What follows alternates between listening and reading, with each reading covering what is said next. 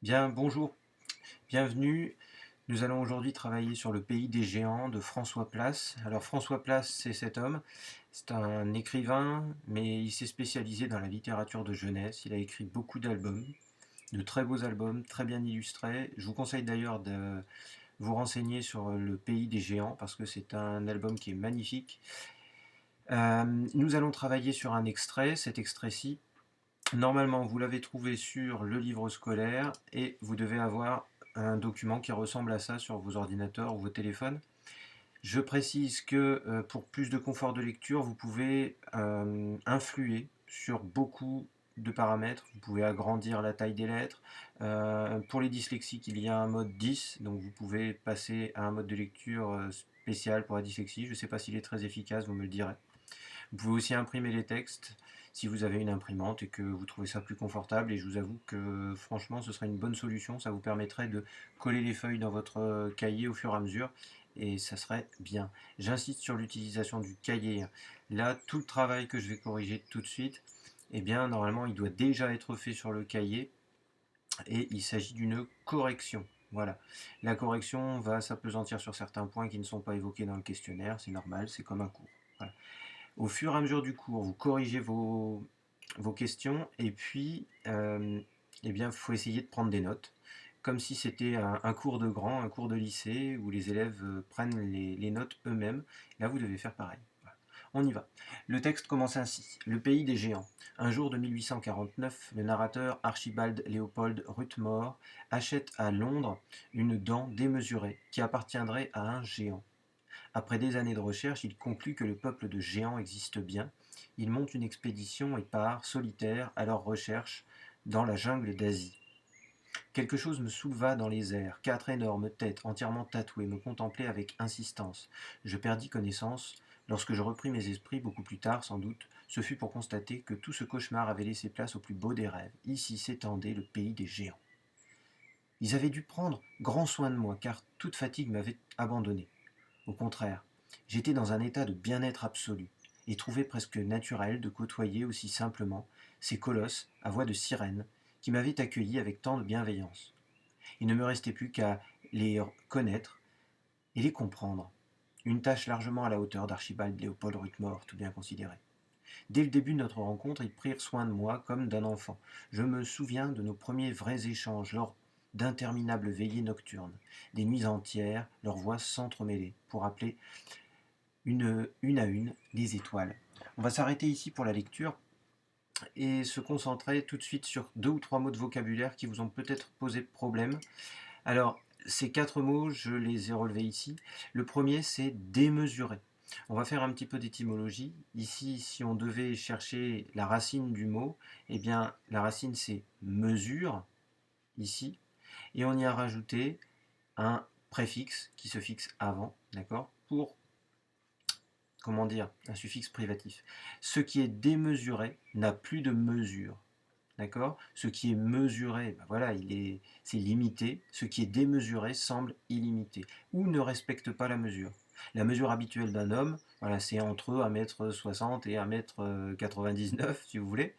Et à partir d'une certaine taille, eh bien, on pourra parler d'un être démesuré. Ici, il s'agit de géants, de colosses qui sont 10 fois plus grands que des humains. Le deuxième mot, c'est nocturne, sur lequel on a arrêté la lecture. Nocturne est un mot qui est lui aussi dérivé. On a une racine, noct, qui signifie la nuit. Et urne est un suffixe pour créer l'adjectif nocturne, qui se passe la nuit. Bilingue, eh bien, bilingue comporte deux langues. Bi, deux, lingue, langue. Donc un préfixe et un radical, ou si on est un petit peu tatillon, à la limite, on peut considérer que c'est un mot composé de deux racines, hein, puisque les deux ont un sens ici. Immuablement, ici préfixe privatif, comme d'habitude, hein, on avait des, ici on a im, là, et muable, c'est le radical, c'est ce qui peut changer. Man, c'est le suffixe qui permet de créer un adverbe. Immuablement, eh bien, c'est qui sans jamais changer. Voilà. D'une manière invariable. Invariable. L'adverbe invariablement. Bien, une fois qu'on a réglé ce problème de vocabulaire, on peut peut-être se pencher sur les questions dans cette histoire. Ici, la première, c'était une question très simple, hein. Où se trouve le narrateur? Le narrateur, c'est Archibald Léopold Rutmore. Eh bien, il se trouve, d'après le chapeau explicatif, en Asie, dans la jungle. Mais on vous demandait de citer le texte, donc il fallait chercher un petit peu plus bas. Ici s'étendait le pays des géants. Il est dans un pays imaginaire, hein, il n'existe pas, on est dans la fiction. Le pays des géants. Deuxième question, selon vous, que s'est-il passé juste avant cet extrait? Alors on pouvait se douter qu'il avait fait un très long voyage, c'est exactement ce qui s'est passé. Il a fait un très long voyage depuis l'Angleterre, un voyage en solitaire, il est usé, fatigué, il souffre de dénutrition, et si vous aviez l'album sous les yeux, vous pourriez lire juste avant la rencontre avec les géants: une angoisse irrépressible m'étreignit la poitrine, pas un mot, pas un cri ne parvenait à franchir mes lèvres paralysées. Je me suis trompé d'extrait, excusez-moi. Au nord, la vallée s'incurvait pour s'élever en amphithéâtre jusqu'à une sorte de plateau. J'escaladais degré après degré les marches de cet escalier cyclopéen. Depuis longtemps, je ne me nourrissais que de lichen ou de racines additionnées d'un peu de sucre, buvant l'eau accumulée au creux des rochers. J'étais si épuisé que je perdis toute notion du temps et parvins sur le plateau dans un état de quasi-somnambulisme. Il va s'effondrer de sommeil, il va s'évanouir, et lorsqu'il va se réveiller, eh bien, il sera au milieu des géants. La question est, comment va-t-il être accueilli par les géants? Eh bien, il est très bien accueilli. Ils avaient pris grand soin de lui, ils l'accueillent avec bienveillance et ils le soignent comme un enfant.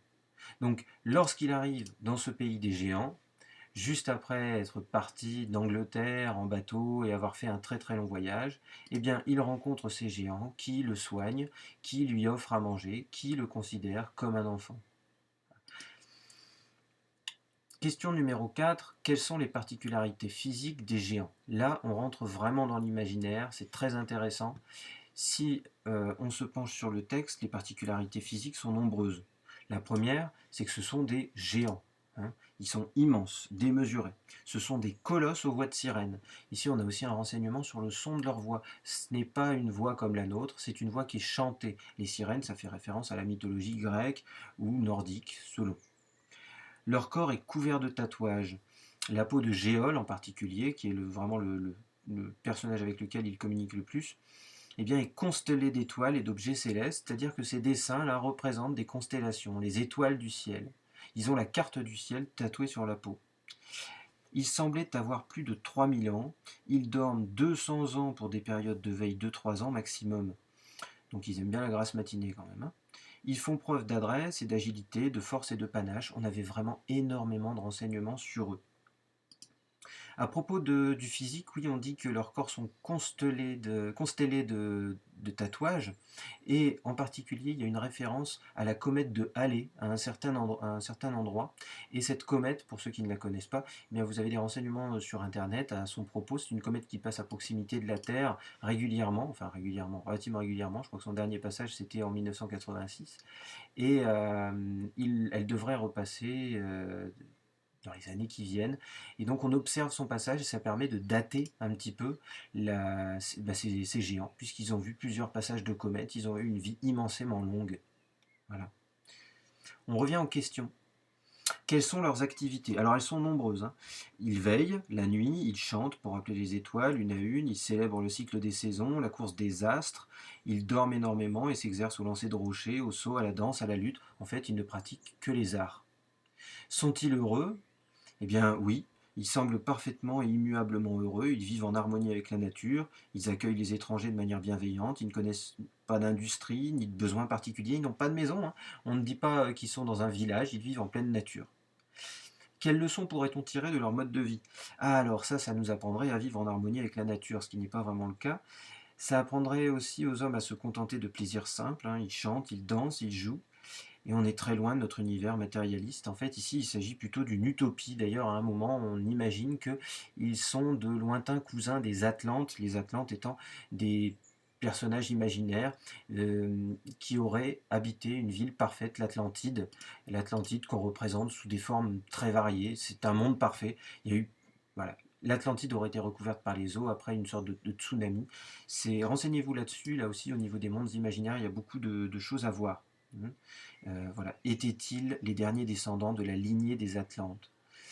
Euh, Autre chose, on vous demande si le narrateur a des critiques à faire sur ce pays. Ben, la réponse est simple, hein, aucune. Il est admiratif, mais au bout d'un certain moment, eh bien, il éprouve un certain sentiment de lassitude. Il est fatigué, ses proches lui manquent, il a la nostalgie de son pays, et du coup, il veut repartir. Alors naturellement, qu'on comprend ses sentiments, hein, même au milieu d'un monde parfait comme ceci, eh bien, on a envie de retourner voir les siens.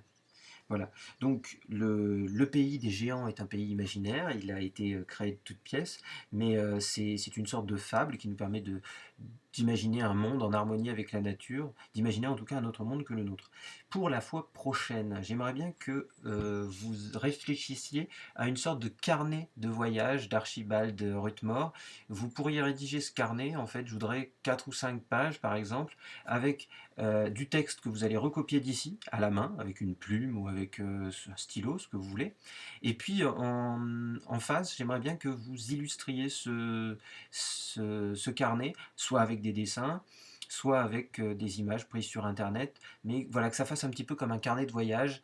Alors, si vous êtes vraiment artiste, allez-y, faites-vous plaisir, un petit peu de peinture, d'aquarelle ou tout ce que vous voulez. Voilà, ça pourrait être vraiment un très très très très bon travail à faire. Je vous laisse faire et puis je vous souhaite une bonne journée. À très bientôt.